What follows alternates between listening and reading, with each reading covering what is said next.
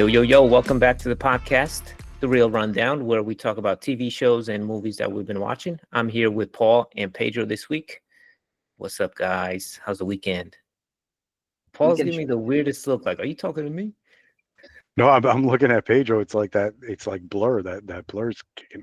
There we go. Now I see it. He turned off his ring light for a sec. His beauty light. Yeah, it's that time of the year, man. You could tell. School's starting, summer's ending, football's starting.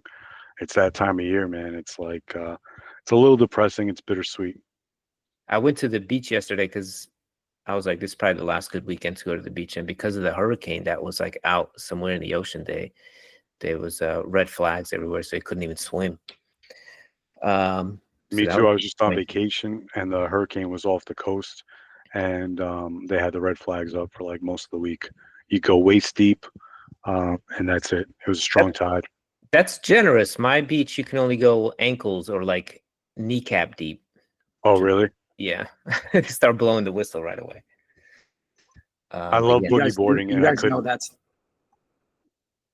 you guys know that's like the leading cause of death on beaches, right? Is riptides whenever there's a red flag. Oh, really? A lot of red flags? A lot of people don't know that. I heard the tragedy that happened. They think it's just like drowning or anything, but it's like drowning and stuff caused by riptides. A lot of people don't even know what that is. I didn't know what that is until I came down to Florida, because we have those all the time over here. Isn't it like the convergence of the two sides pulling out? So you have it's kind of like a wave that just pulls you out instead of like a wave going towards the shore. It's going out towards the sea. Towards the water. They say if you're caught in one, swim sideways. Yeah, you got to swim across it. Swim out of it instead of trying to swim back to the shore. But it's so dangerous. Like I've known about it for a while, but I just heard this weekend when they were talking about it on the news and the dangers of the hurricane, that it can take you like 50 feet a second, I think. Damn. Yeah. It's like a black hole to riptide. It's that black hole. Yeah, they're hard to spot, but I think like once you're able to recognize it, you can kind of spot them. But like just like the naked eye, it's not as obvious as you would like, I guess. But yeah, we're transitioning into the fall, which I'm excited about because we have our fall preview show coming up in about 2 weeks. We're still going over all the material and stuff that we're going to talk about, but look out for that. I'm excited about that. Pedro, you've been hyped about this for a minute. Every week, like, when are we doing that fall preview? I'm getting hyped about it. There's a couple of interesting things in the works. Now, hold on. Are we doing fall preview or are we doing fall draft? Oh, that's interesting. I don't know. We got to gamify it somehow. Fall draft might be interesting. I got to look at Pedro. Tied up with all the fantasy drafts. Yeah. Pedro got a preliminary list of stuff here that we need to review and just probably honestly add more stuff to it. But yeah, maybe we can do some kind of draft around it. Got some sleepers, got some busts, got some, some home run hitters. Yeah, First picks. First picks, yeah, man. The draft format is always so much fun. When we did the Halloween, the Christmas one, it's so much fun. Did we start that with Halloween last year? Yeah, I think so. Yeah. I haven't won one yet, man. I always felt like I was like, that time's coming up again. Destined for a championship. Always. Yeah. We got to do something different with the Halloween, because I think like we got to mix up the categories or something when we do it, just to make it a little bit fresh. But that was a lot of fun last year. Or limited to like the last 3 years Halloween movies. Last time we did it, we did like a big wide net of like all-time movies, maybe just now, because horror movies have been like on a run, man. Like the last couple of years. I'm planning on catching up on everything I've missed this past year or two with the horror genre. Yeah, maybe a renaissance. Yeah, we'll think about that. But that's going to be around Halloween season. We got the fall season coming up, so we'll preview everything that's going to be hitting streaming and theaters. Today, we're going to talk about Chief of War, this Apple TV series starring Jason Momoa that came out a few weeks ago, kind of a sleeper. I totally dismissed it, to be honest, until Pedro, you brought it up that we should check it out. So we'll discuss that and, just chill. In the meantime, I watched Jurassic Park Rebirth. Oh my! Did What you did you did you cheer? get past the first 20 minutes? Did you stand up and give an ovation? I clapped at the end. I couldn't Get that. Dude, please don't tell me. You No, clapped at no, the end? no. I didn't. Um, it was pretty bad, but I get the appeal. I think it's Scarlett Johansson and what's the other guy's name? ScarJo's in this one? She's Yeah. the main. Yeah, she's the lead. Oh, so she needs a paycheck then. No, dude, she's Yo, like most she's the number. money. She's like, yeah. Go ahead. And her movies are the highest grossing that she starred in out of any other actor or actress. Her movies are the highest grossing. Like she crushed. I don't know how. Like she's got a great agent. I mean, she's an okay actress. I think she's pretty good. But Yeah, like she's her a movies crush superstar. it. So and Mahershala Ali, that's the other guy. Mahershala Ali, yeah. So like these are two people who have. That's not Just who like- I expected to hear that was starring in this movie. Well, I mean, these are almost B movies at this point, right? No. These are still like really high quality movies. No, these We're are talking not. about Jurassic Park, right? Yeah. The No, they're one not that good. fell off was the last one before this because they had like this Bill Gates wannabe, and he had these like locusts that he was trying to like cultivate. Only certain types of farm grain wouldn't have been eaten by. It was just like it was such a stupid plot. But they brought back the OGs to mix with the new ones, and it was just it was a complete miss. The first Jurassic World was actually really good, and the second one was okay.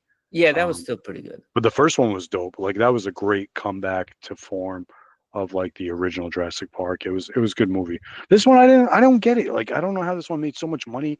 Why people were still cheering a month in? People, it was jam packed. Like I just did not get it. I did not get this movie. And the movie's not good. It's not like Bruno, I get did you get hanging it? out with. Did you get it?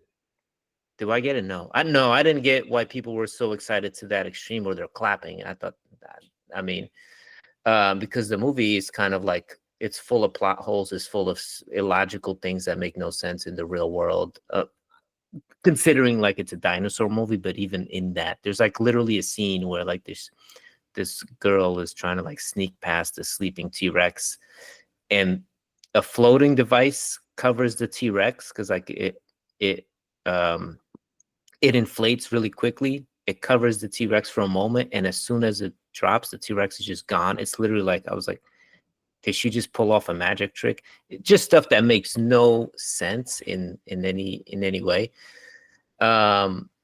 And it reminded me of Pokemon because like the whole movie is they have to collect 3 samples, one from a flying dinosaur, one from a water dinosaur, and one from like an earth dinosaur. It's literally like the Pokemon's kind of theme. It's just silly. And again, these movies are not serious. They don't take themselves serious. No one's ever really in any danger. When they are in danger, they laugh it off, or they have some little one-liner to, undercut any tension or drama. So yeah, I don't know. New twist on it, nothing original. Just like it's like a retread over and over of the same story. I'll tell you one thing though that surprised me. You know that guy with the glasses, the scientist that was coming. He was the prince in Wicked. I didn't see Wicked. I'm anti-Wicked. Really, you're anti-Wicked? Damn, Yeah. that's like Those are strong. wow. That's a strong. We might get canceled, Joe. I don't That's care a about strong Wicked. stance, man. I have That's a a hot friend that take. he watches all the Jurassic Park movies, and he couldn't get past the first couple minutes in this one. He said like that the dinosaurs in New York was like enough for him to just turn it off. Yeah. Walk away. Yo, the whole Yeah. And this is a person that's seen like all and likes them. bro. And now they're there's- like heading towards the equator because there's the planet, literally like so- a plot point in this movie that is like dinosaurs. People are bored of dinosaurs. No one is interested in seeing dinosaurs anymore. And I'm just like, wait, what? How? Like zoos have been around forever. Nobody gets tired of seeing a lion, but they're tired of seeing fucking prehistoric 50 feet tall dinosaurs all of a sudden. That just made absolutely no sense. And yet it opens with one like dying or sleeping in Brooklyn, and they're like somewhere near the Brooklyn Bridge or something. They always pull at the heartstrings with the brontosaurus, man. Yeah, they always They always fuck over the brontosaurus every time, man. Like just to get the heartstrings. Yeah, that No guy redeemable almost had characters an either. orgasm when he saw him. The girl's boyfriend was a horrible character. Like I didn't like any of the characters. There was nobody I was rooting for. Yeah, I was rooting for the Britannosaurus guy that you just mentioned. And I'll tell you, man, that guy surprised me. He has a hell of a range because he was the prince in Wicked. And like, I never put two and two together until I saw the character list. And I was like, wow, man, this guy, and he's been in other stuff too. And he has like quite a range. yeah, the acting was fine. I mean, everybody was pretty good, but nobody had like a real backstory. It just starts from this guy like, hey, you want to go hunt some dinosaurs? I'll pay you a lot of money. And it's like, okay. And then they just go. It's like, wait, who is he? Where'd he come from? Where does she come? Like, there's no backstory.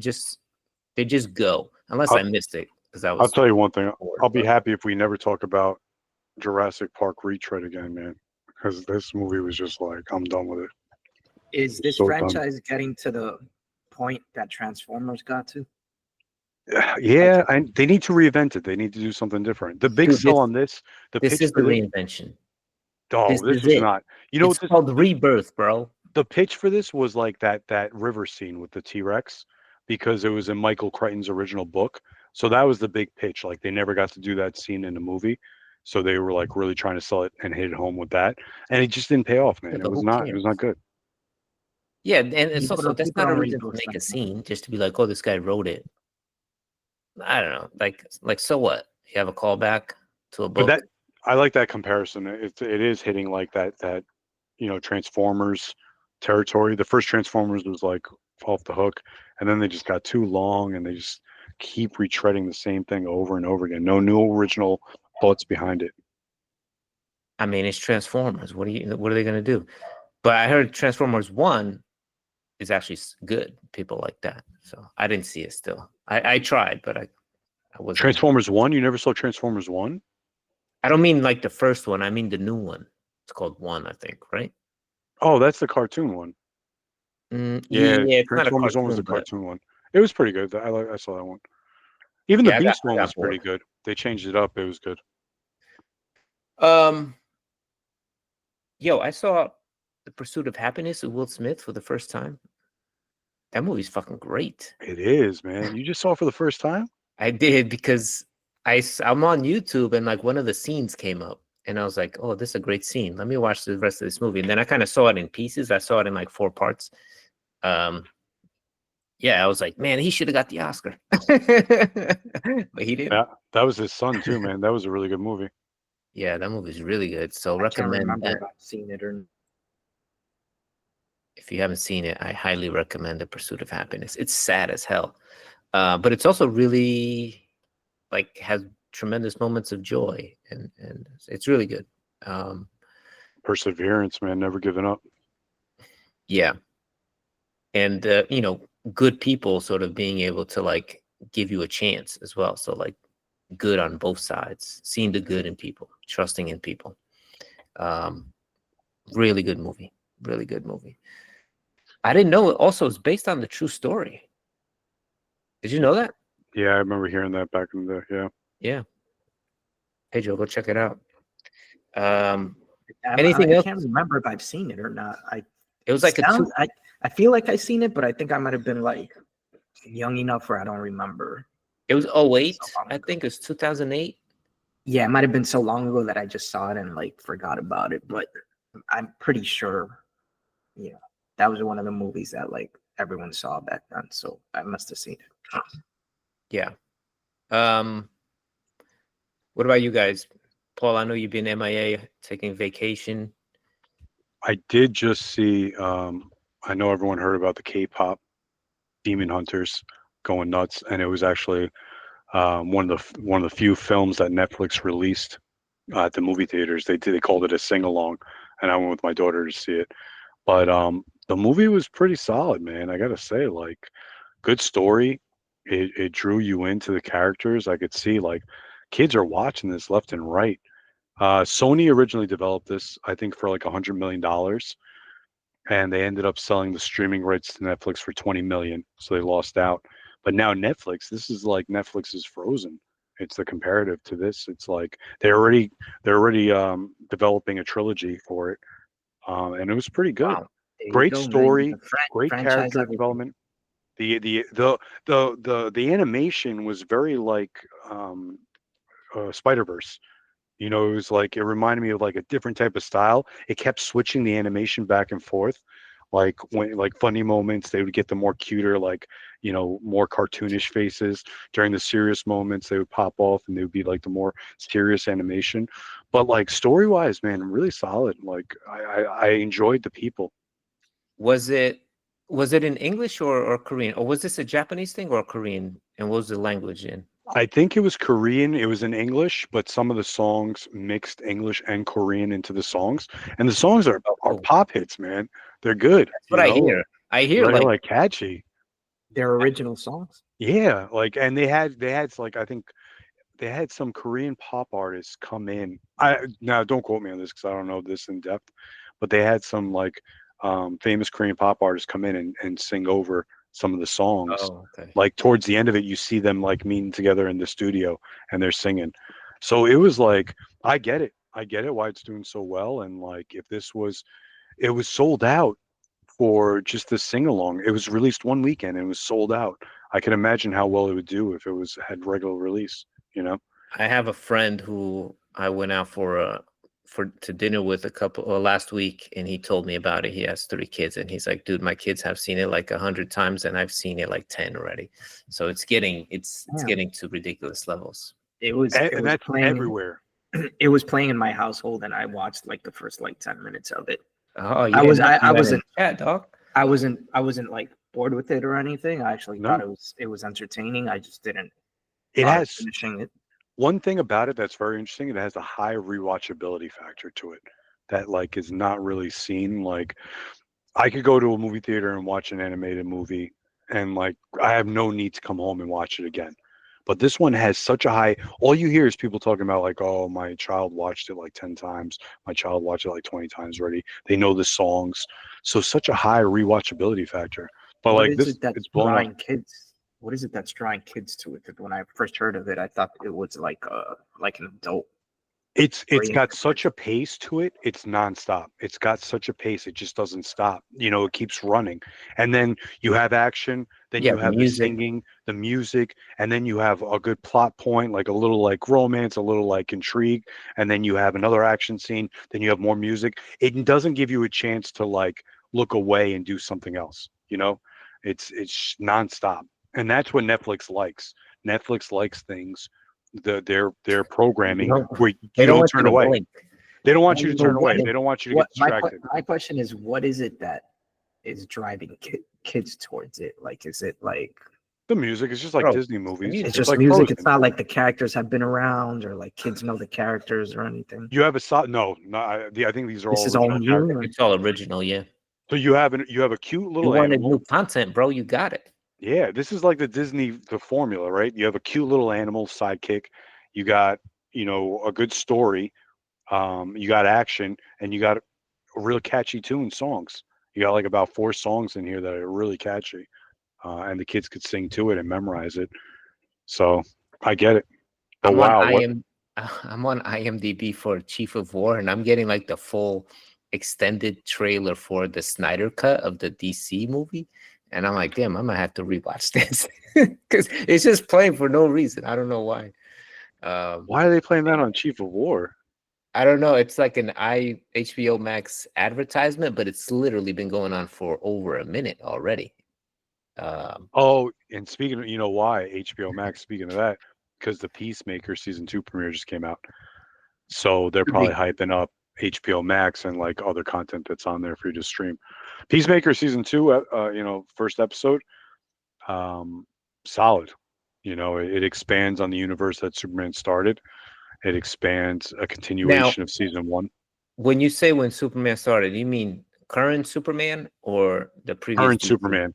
So Peacemaker season 1, timeline wise, was before the Superman movie, and now the Superman movie happened, and now Peacemaker season 2 follows the Superman movie.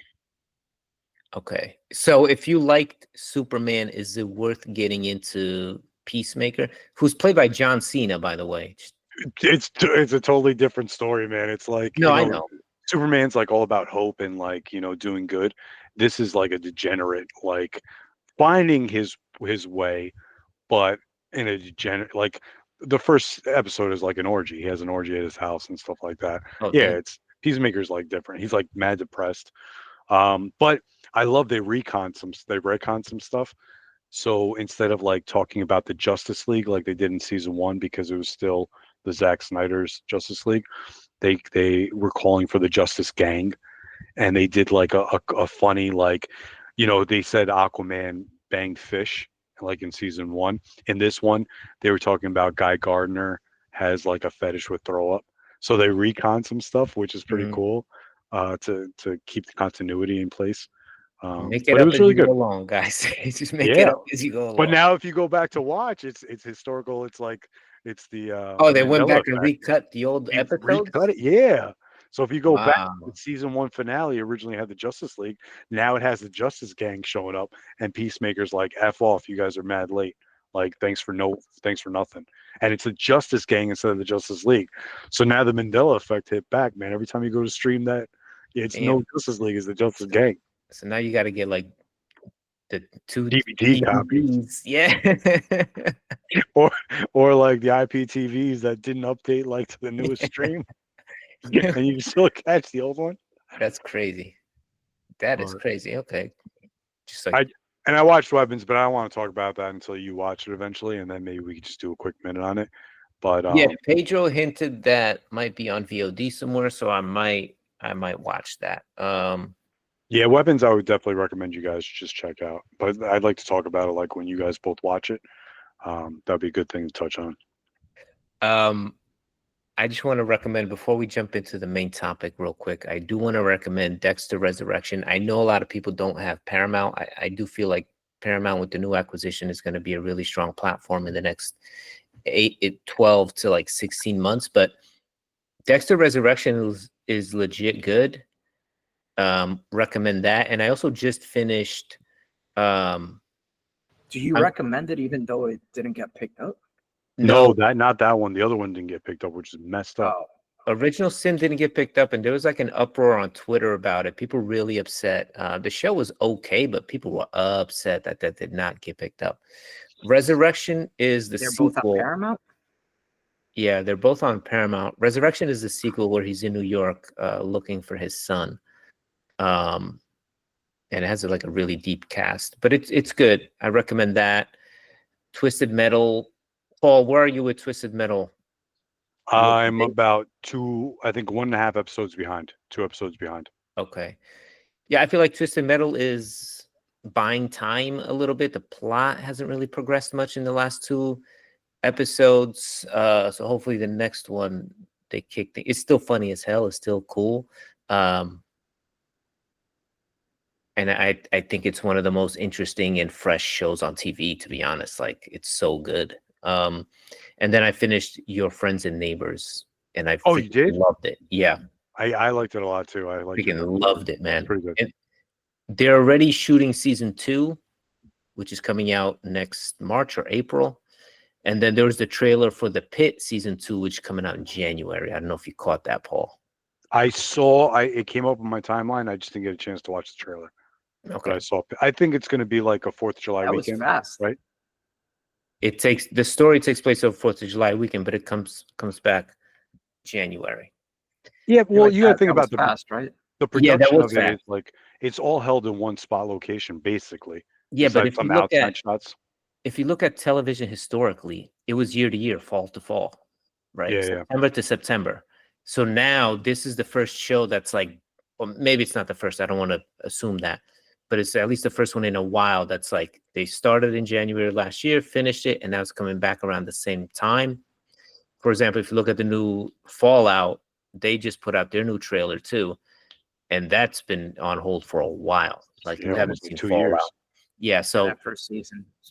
I never get that. I don't get how back in the day you could do 22 episode season year after year and have it hit, and now you can't even do a 10 episode season year after year. How has production gotten so slow? It's not production. It's the risk assessment, I think, is what's changed.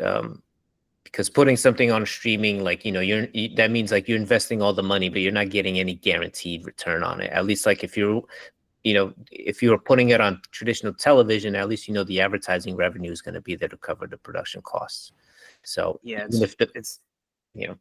it's funny you mentioned that, because I started watching the X-Files, the first season, and there's like 20 plus episodes in that. I'm like, I'm loving every episode. Every episode is like great, and I'm just like I'm just struggling to get through the first season because there's so many episodes, and it's like, how back then, man, how is it that they made like 20 plus episodes?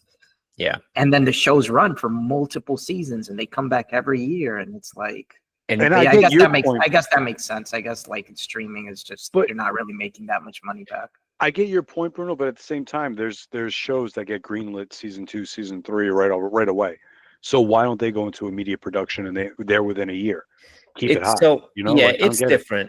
So like if you're HBO Max, you're a little bit more cautious financially because like your business you might be in the middle of a sale or a merger. So everybody's like on edge. If you're Amazon, they'll give you the budget and the approval for 3 seasons because it's not really a profit driver for them, right? They'd rather sell, paper towels. That's where they really make their money.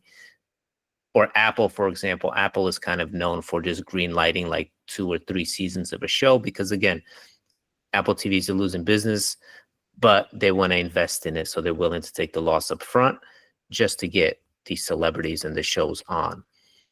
Other properties like Netflix, Paramount Plus, and these other ones, their strategy is a little different. So they really assess, like, for example, Netflix is like, we'll pivot tomorrow. If the show is not doing the numbers we want, even if people like it, we'll kill it and put something else on. Paramount is like, this has to do these numbers. If it doesn't, it's considered a failure, and we don't have the bandwidth to front another season and risk potential more losses. So it has to do with like how much money each company actually has. But I hope they all come back. I don't know why Fallout was delayed for so long. I mean, that cost a fortune, but I don't know if that's the reason. That's where we are. Speaking about productions and time in between and everything, I think that leads us to our Chief of War topic today. I'll just start off by saying that I recently read that this show was announced in 2022. Oh, wow. It was announced in April 2022. So, is that before the strike, maybe? Yeah, I'm pretty sure it was.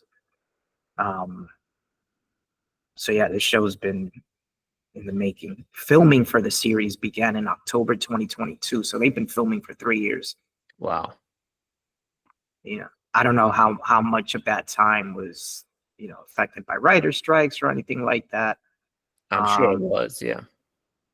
But it was like they filmed like major battle scenes first and stuff, and then a volcano erupted during the filming. So yeah, man. And it shows because this felt to me pretty epic. It is epic. So Chief of War is a show on Apple TV Plus. It's a bit of a sleeper if you have an Apple TV, or if you have Apple TV Plus, you know about it. If you don't, you probably don't know about it because it's been kind of low key. And I feel that's the case for a lot of the Apple TV shows.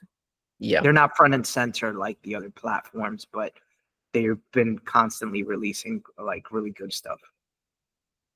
And here's like the official Wikipedia page description. So story begins at the end of the 18th century when 4 major kingdoms of the Hawaiian Islands were in a state of war. So Hawaii, Maui, Oahu, and Kauai.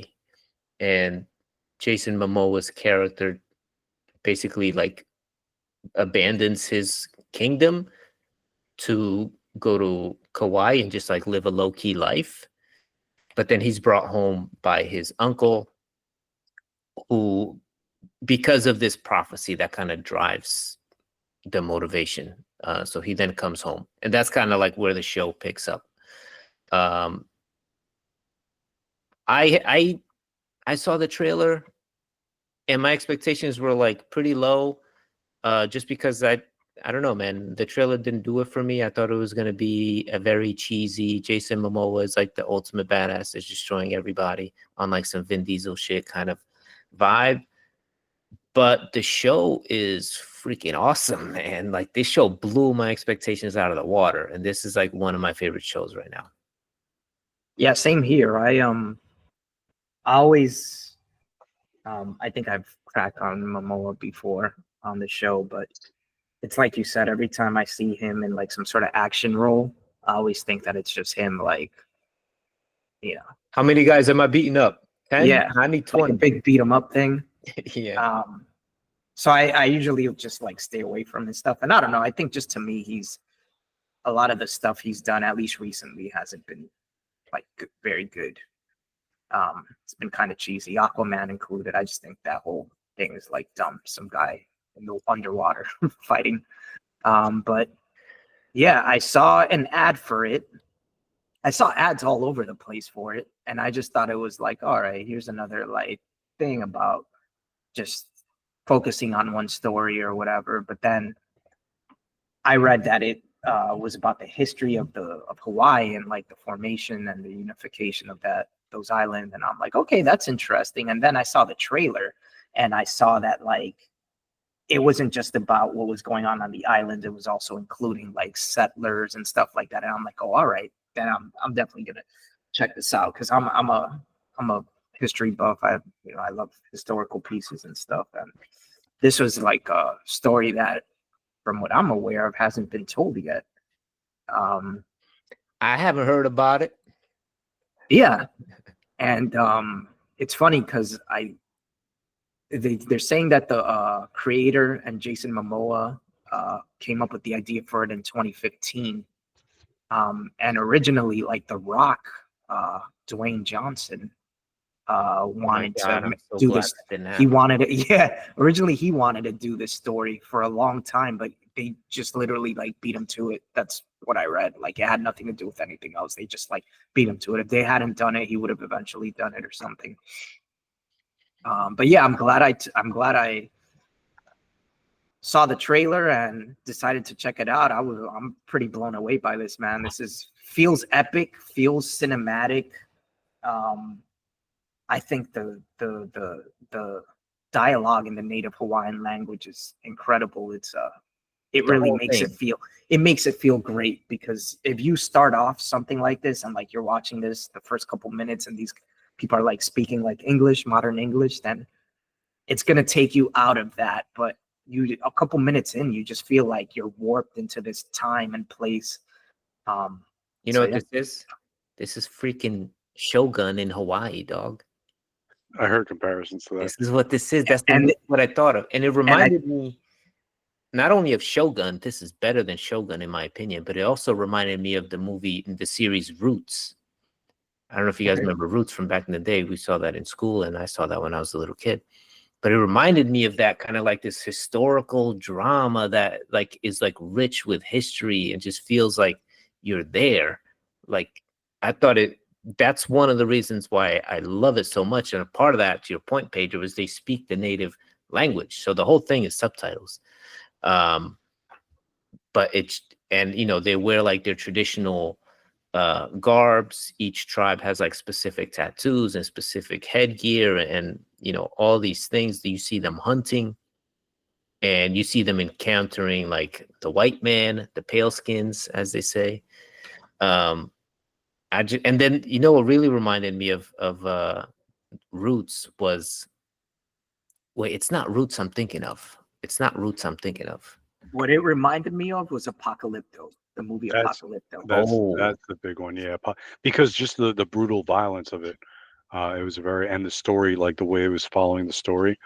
Yeah, like it kind of like you follow this one character and you see like the world around him evolve while the story's unraveling, and the native language too. It's like, I don't know, it had that feeling. And then when I saw the trailer and I saw that they showed like the settlers coming in, I'm like, oh wow, this is like apocalypto, like, and yeah, man. I want And to just make the brutality of it, the gory, gruesome brutality. I want to make it just a quick correction. It wasn't Roots that this reminded me of. It was Shaka Zulu. I don't know if you guys ever see that. It's No, like hell no.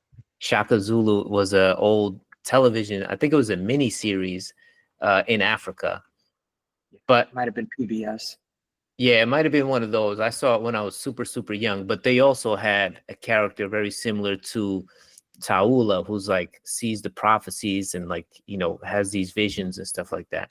I recommend Shaka Zulu. It's super old. That was like before I was born, I think. But I watched it when I was very, very young. Only 10 episodes. Oh no, 1986. But anyway, yeah. Jason Momoa, he didn't speak fluent Hawaiian before filming this. He had to go intensive language training. And only about 20% of the cast was fluent in it. So all these actors are like giving their all and like really invested into their roles, and you know, to keep the authenticity going, the creators and producers really, you know, got everyone on board with this.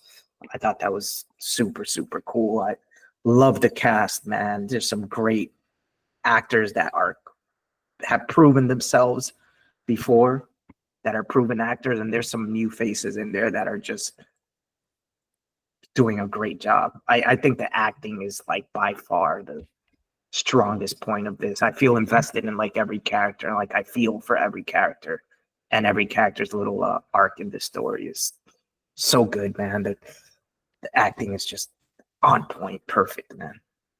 Yeah, and the scenery, every shot, they have these like epic super wide shots where like two characters are kind of having these face-to-face moments, or they have these beautiful just like aerial landscapes, and you just really feel immersed in this world even when they're on their ships sort of going the thing is like there's all these islands in Hawaii, so they're constantly like going back and forth between each one, and you feel that you're entering a different place.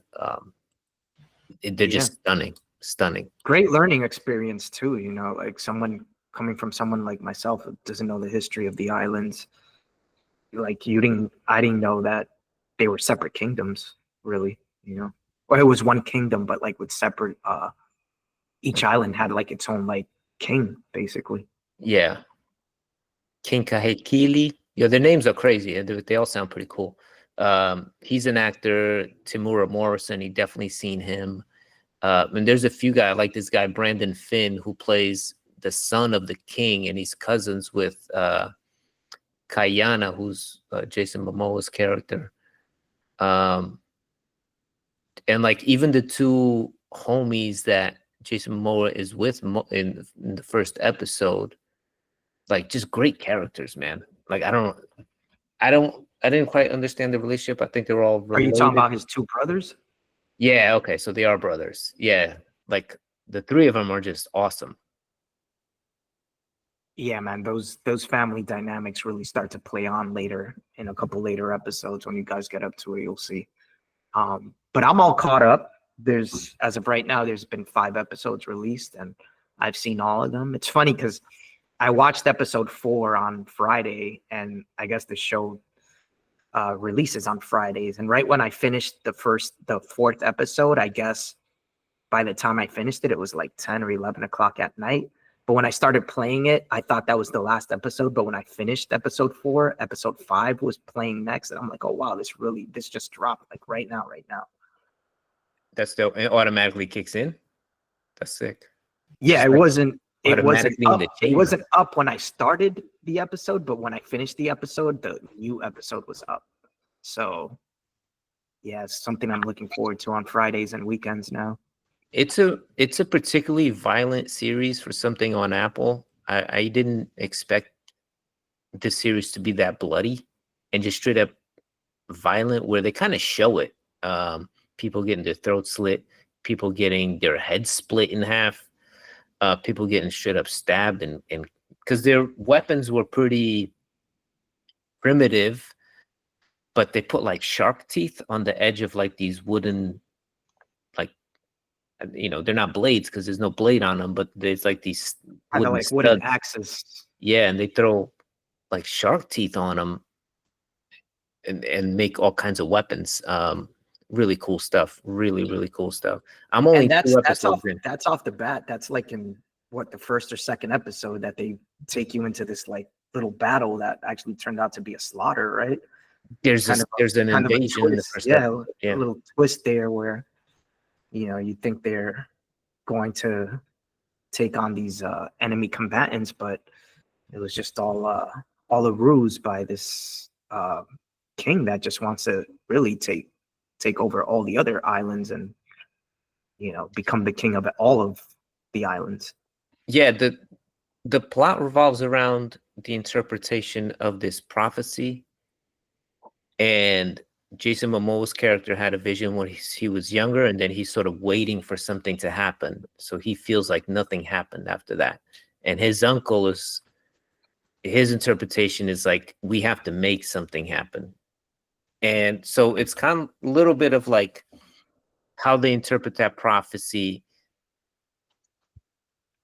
which goes against what the other person sort of believes in, or questions their faith, and then ultimately questions the loyalty to the king, which is his uncle.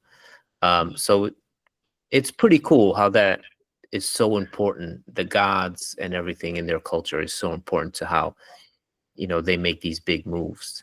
Yeah, everyone's sort of waiting on this prophecy of like this warrior that's going to come and sort of like he's supposed to like unite the kingdoms, right?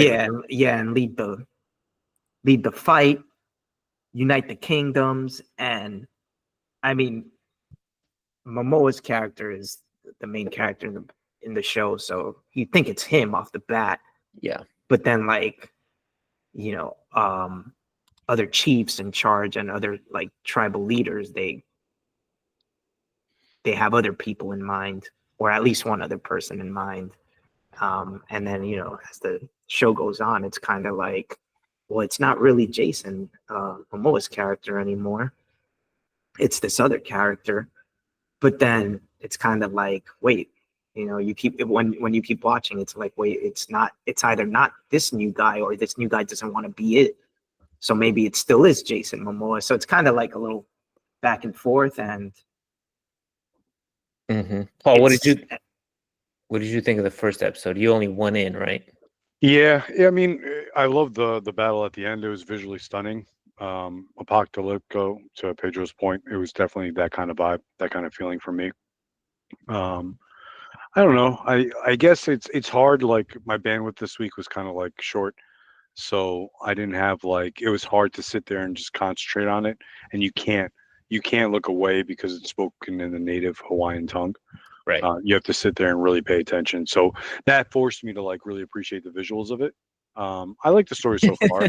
Like sometimes you lose stuff, like it's like, it's nice to do stuff in the background, like cook or whatever you're doing, and have something on the background, but you lose a lot story components with that as well. And not only like the story, because you could be listening to it, but there's a lot of visual cues that hit and you miss when you're not paying attention. But visually stunning, very, very graphic. I didn't think it was going to be this like barbaric. It was appalling. It was like crazy. But yeah, I liked it so far. I don't know, like I don't, maybe I have to watch like another episode or so, because I'm not as enthralled as you guys are, speaking of it. But I mean, the first episode was pretty good. It's cool. They kept it native, and like they're really wearing like the weapons, the garb that they're wearing, like the little, what do you call those things? Like, not the leaves, like their little Hawaiian G-strings. Like everything is authentic and native. It's like it really pulls you in, immerses you into that world. It's believable. Yeah. And it's pretty brutal too, like the way they'll just like challenge one another physically. And there seems to be like a hierarchy of just like soldiers who will fight other soldiers. It's like, I'll fight this guy, but I'm not going to fight that guy, kind of, or not fight, but like challenge him in some way. Like I think in the first episode, when he returns to his kingdom, like that dude with the spears was just basically saying, you got to get through me if you even want to speak to the king. Yeah, he just started throwing spears at him, and he's like Yeah. ducking out of the way while running at him. Yeah, it's a warrior-based culture. It's like the strongest warrior is the one that's going to lead, and And the I one like that's going to be Momoa in in this. charge. Like it doesn't draw parallels to like Aquaman or anything like that. The only parallel I got with the vibe was like kind of like Game of Thrones a little bit, like his character in that, pulling into this. But otherwise, like it's good. I think it's a good role for him. He plays a very serious note. He's It's not Yeah. comedic like Fast and the Furious or Aquaman. So and you could tell like he definitely has some passion for it. Like you were saying before, he went out he's and a learned writer. this He's a language. co-writer. Yeah, He's one of the this was co-writers on the definitely a show. big passion project for him, and for him to get it, you could see the dedication and to learn the language. Like I don't think he knew how to speak native Hawaiian. He had to go out and like learn it and how to properly pronounce it. Well, early reviews are already saying that this is like his best role of his career. Yeah, It I is. mean, he was really good in this so far. Yeah, this is a great dramatic role for him. And it's not just like him putting the money behind it. This is like everybody who is a writer or a producer, I think, is of Hawaiian culture. Like they really are owning this show. The cast, most of them, I assume, as well. Although there Yeah, is like no the whitewashing main in this one. cast. Some of the No. some of the cast members are New Zealand natives. Okay, but they share similar history. Well, cultures to some degree. I don't want to assume that, but I think there's some connection there. But I almost totally like turned off to this because I saw a clip and it was them like boogie boarding or sledding down a hillside, are and you I talking was about like, Surf Ninjas? no, it looked so cheesy. That happened in the last episode, and that's just like a one-off thing. Okay, because it looked so Um, cheesy. I was like, It was very wow, I don't think I could watch this. green screened and CG. Yeah, it looked horrible. Oh, really? Some parts of it like didn't look very good. It looked. So I'm like, glad I didn't like. It looked super budget, but it has. I mean, it's just a one-off scene. I was like, and what's stuff. this? When you It guys does. mentioned It does have to do with the story, and it does move the story forward. But it is also something that is part of the culture. Surf It was part of their culture. That was like one of the games they played almost. It's like one of their like Olympic games and stuff. So Okay, it's I'm cool glad that they did show that, and it would have been really hard to reproduce that because it's basically like bobsledding, but like down like It a just volcano, looked so. the side it of was like a so- mountain. So how do you do that? How do you have these actors like sort of like bobsledding down the side of a mountain, on gravel and stuff, or on that type of surface? it sounds like it was one of those things that's like, this is historically part of our culture. How do we show this on screen? And they Tied it into the story. Yeah. I'm all in on this. This is Shogun, but Hawaiian, and frankly, I think it's much better. I'm far more interested in this. The last thing I want to say is not even about this directly, but Jason Momoa is going to be playing Blanca in Street Fighter. Oh Man, that cast is just getting. What is going on? I don't know. I don't know what. This thing to is think, getting man. crazy. I don't It's know getting what to crazy. think. It's a lot of people on the cast, but it's also like every name that comes out, you're like, I don't know if that's gonna work or not. They've got like They're three trying to catch WWE. They got like a bunch of WWE superstars on there already. They're trying to catch the Mortal Kombat fire. Oh, yeah, and that movie's dope. They're making a sequel. It is. Yeah, Johnny Cage, man. I mean, not Johnny Cage. Blake. No, is it Johnny? No, who's the Hollywood guy? I forgot his name. Johnny Cage. Is it really? Yeah, isn't it? Oh man, now I'm second guessing myself. Yeah, there's like a trailer out for this already. It looks a little ridiculous. Yeah, it's Johnny Cage. It's on the document, I believe I shared with you. And that's whatchamacallit, Carl Urban from The Boys. Yeah. Guys, the epicness of this show just translates into the budget. It's got a mega budget of $340 million. That comes out to 37.8 million an episode. We were just talking about Aliens, Earth on our last episode being like a huge expensive project at 250 million. This one's 340 million. And 340 million per episode? Nah, the whole thing. It's okay. 37.8 million per episode. 37.8 million per episode, which is a lot. Nuts. That's a lot of cocaine. And the most eye-opening part of that fact is that it's not even Apple's most expensive show. Their most expensive show was another Momoa show called C, and that was 360 million. So almost as much as that, but not that much. Damn, that bombed, seems to just open up their That wallet. definitely bombed because I had never heard of that until it popped up when I watched it? And this is the most expensive Apple show, and it's what is it called? Until I watched Chief of War. Riptide. I didn't see an ad for C on Apple TV until I watched this. Momoa, So that show just got buried. I don't even remember it or heard of it before. I think it was like an Apple TV launch title. Probably, yeah. They probably just tried to go hard. He just walks around a G-string, gets Apple to drop that money.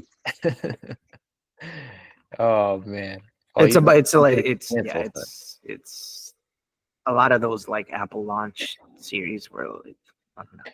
Apple's been on fire, man. They've been on fire. Yeah, they picked it up, man. They're really improving, and they had another good show. They're investing hard in this stuff, man. They're all in on it, man. So there's something else. Better work. That was really good on Apple. Was there? Smoke. Smoke is not Apple. Oh, Smoke. Yeah, that's right. Oh, I wasn't here for the finale. That's right. You guys talked about finale. Yeah, Smoke, man.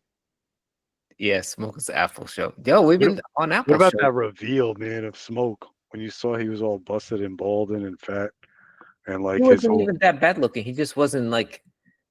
He wasn't the hero. That was such a good reveal. Yeah, he just wasn't. Yeah. I thought that was pretty good. Yeah, that was a good reveal. That was a dope reveal. Shout out to Smoke. Season 2. I feel like any of the characters. I don't know where the story's going, but yeah, check it out. Smoke carried us through the summer, bro. Yeah. All right. Yeah, check out Chief of War. Next week, we might be back. We might not. If we are, Paul, you're gonna. This might be the last episode ever. We don't know. Get Jason Momoa over here to like sell the show. Well, we're gonna talk Twisted Metal, man, because that show has been one of my favorites all summer. Paul's gonna let you guys know why. And Pedro, are you up on Twisted Metal or not? I saw the premiere episode, but it's hard. That show is just hard for me to keep my attention. I like the show. I mean, we reviewed season 1, and I said I liked it. I still thought season 2 started off well. It's just hard to keep my attention on that show. I'm not invested in it. Is it because it's a Paramount show? No, neither. Oh wait, it's just just show. Yeah, it's a Peacock show, but there's no specific reason. It's just there's just so much stuff going on, like here and there, and little things here and there throughout the show that it's just hard to keep my attention focused on one thing. It's a fun, dumb show, man. It's just fun. It's like turn your brain off and enjoy like the car battles and the stupidity and like these backstories. Yeah, I'm all in. It's my show of the summer, man. This thing, I don't know why. It's silly. And it's like one of the rare shows that just laughs at itself and its own premise. And I don't know, but in a good way where you're with it, not to the detriment of the show. Like, it's a good time. We'll leave it there, guys. See you next week. Maybe tune in, like, subscribe, and we'll see you next time. Peace. Stay tuned for our fall preview coming up.